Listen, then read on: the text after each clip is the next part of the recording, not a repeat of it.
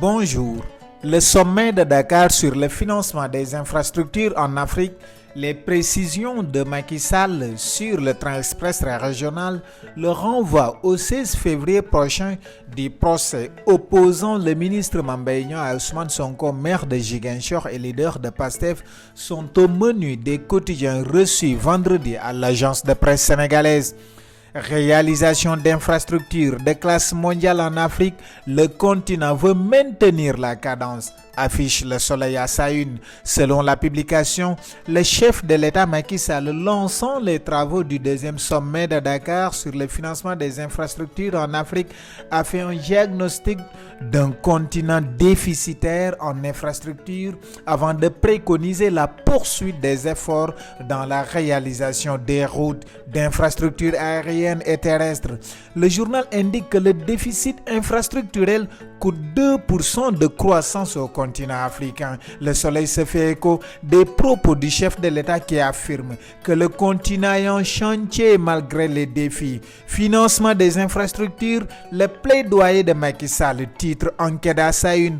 Le journal indique qu'en marge des travaux de la première journée de cette rencontre, le président Macky Sall a dénoncé l'insuffisance de l'investissement, mais assure les conditions de financement des pays africains. En matière de financement des infrastructures, justement, Macky Sall liste les goulots d'étranglement selon le journal LAS. Le chef de l'État a énuméré que parmi les goulots qui étranglent le développement des infrastructures en Afrique, il y a le fait qu'elles sont mal financées en termes de taux d'intérêt et surtout des délais de remboursement. D'autres journaux ont préféré mettre l'accent sur la réaction du président de la République à la polémique sur la supposée appartenance du train express régional TER à la France après la publication d'un article de nos confrères du Figaro en France. Polémique sur les infrastructures, les vérités de Macky Sall à ses profondeurs, titre L'Observateur. Selon la publication du groupe Futur Média, très en verve, le président Sall a tenu à répondre hier aux détracteurs du régime. Il a craché ses vérités à ceux qui soutiennent que le train express régional appartient à la France.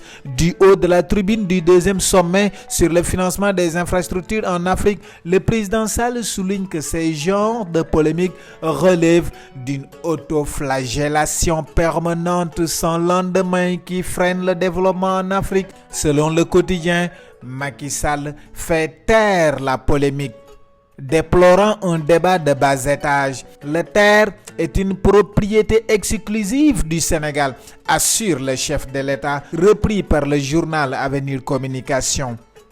Polémique sur le TER, Macky dit stop, affiche à sa une le journal Besbi, soulignant que le chef de l'État, qui n'avait jusque-là pas pris la parole, l'a fait hier en marge du sommet 2 sur le financement des infrastructures en Afrique avec un brin de désolation.